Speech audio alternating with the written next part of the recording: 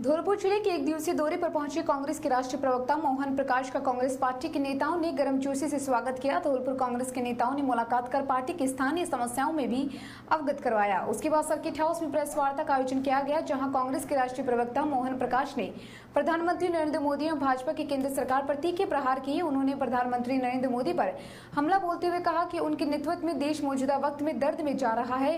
देश के प्रधानमंत्री कोई भी बड़े फैसले लेने से पहले न तो विशेषज्ञों की राय लेते हैं और उस फैसले के बाद देश हित में क्या परिस्थिति होगी उस पर भी कोई विचार नहीं करते और जिम्मेदारी को स्वीकार करती है। मौजूदा वक्त में देश का बैंकिंग सिस्टम तकलीफ में है। प्रधानमंत्री नरेंद्र मोदी ने रिजर्व बैंक से 1.5 लाख करोड़ रुपए पहले लिया, उसके बाद 60,000 करोड़ बाद में लिया। उसके बावजूद अभी भी इनके नियत रिजर्व बैंक के पास रिजर्व मनी पड़ी हुई है। मोदी सरकार देश की हर संस्था को प्राइवेट सेक्टर में बेचना चाहती है। उन्होंने प्रधानमंत्री पर तीखा प्रहार करते हुए कहा कि इस देश के अंदर रक्षा की 41 संस्थाएं हैं, उनमें से करीब 20 ऑर्डिनेंस संस्थाओं को सरकार निजी हाथों में देने का काम कर रही है। 41 फैक्ट्रियां देश की सेना के लिए बनी हुई है, जो देश की सेना को रक्षा के उपकरण, गोला बारूद मुहैया करवाती है।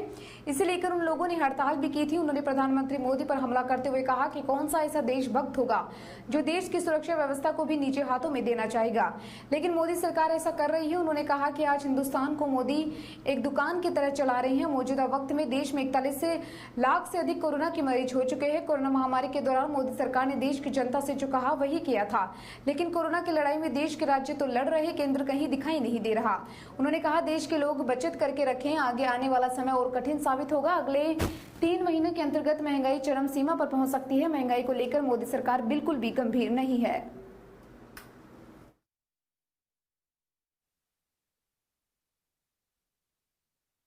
इसके बारे में एक भी प्रेस कॉन्फ्रेंस इस देश के अंदर नहीं हुई, जबकि दुनिया के अन्य मुल्कों में राष्ट्रपति या शासनाध्यक्ष खुद प्रेस कॉन्फ्रेंस करते रहे हैं। दुनिया के एक नहीं अनेकों।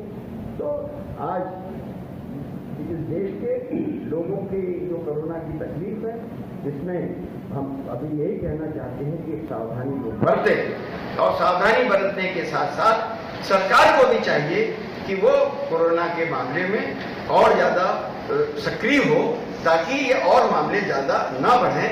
60-70 हजार के आसपास मौतें इस देश में हो चुकी हैं और अभी ये कहा जा रहा है कि अभी और पीक पर है।